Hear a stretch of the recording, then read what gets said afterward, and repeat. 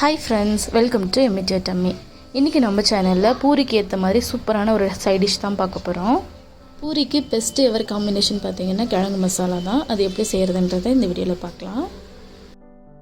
இந்த மசாலா செய்கிறதுக்கு ஒரு கடாயில் ஒரு 2-3 ஸ்பூன் ஆயில் சேர்த்துட்டு கொஞ்சமாக கடுகு பொரிஞ்சோடனே ஒரு 2 ஸ்பூனுக்கு கடலைப்பருப்பு சேர்த்துக்கலாம்.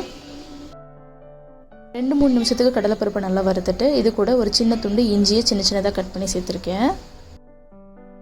இஞ்சி இந்த மசாலாவுக்கு சூப்பரான ஒரு ஃப்ளேவர் கொடுக்கும். இப்போ இது கூட ஒரு 2 பெரிய வெங்காயம் சின்னதாக கட் பண்ணி சேர்த்துருக்கேன். ஒரு 2 பச்சை மிளகாய், கொஞ்சம் கருவேப்பிலை சேர்த்துருக்கேன்.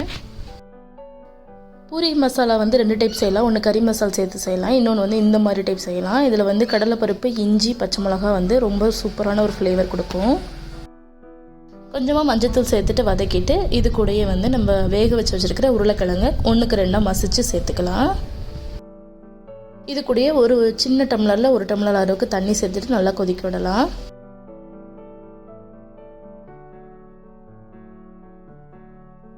டேஸ்ட்டுக்கு ஏற்ற மாதிரி உப்பு சேர்த்துக்கலாம். கிழங்கு வேக வைக்கும்போது உப்பு சேர்த்துருந்தீங்கன்னா கொஞ்சம் அளவாக பார்த்து சேர்த்துக்கோங்க.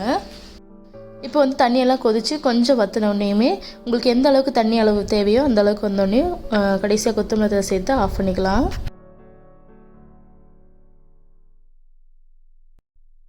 இப்போ சூடாக பூரி போட்டு சர்வ் பண்ண போகிறேன். இந்த பூரி புஸ்ஸுன்னு வர்றதுக்கான டிப்ஸை ஆல்ரெடி நம்ம சேனலில் போட்டிருக்கேன்.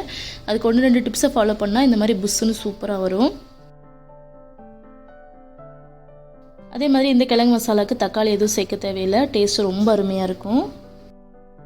இதோட டேஸ்ட் அப்படியே நம்மளுக்கு ஹோட்டலில் சாப்பிட்ற மாதிரியே இருக்குங்க. கண்டிப்பாக ட்ரை பண்ணி பாருங்கள். ட்ரை பண்ணி பார்த்துட்டு எப்படி வந்துச்சுன்னு உங்கள் கமெண்ட்ஸை எனக்கு சொல்லுங்கள். தேங்க்யூ ஸோ மச் ஃபார் வாட்சிங்.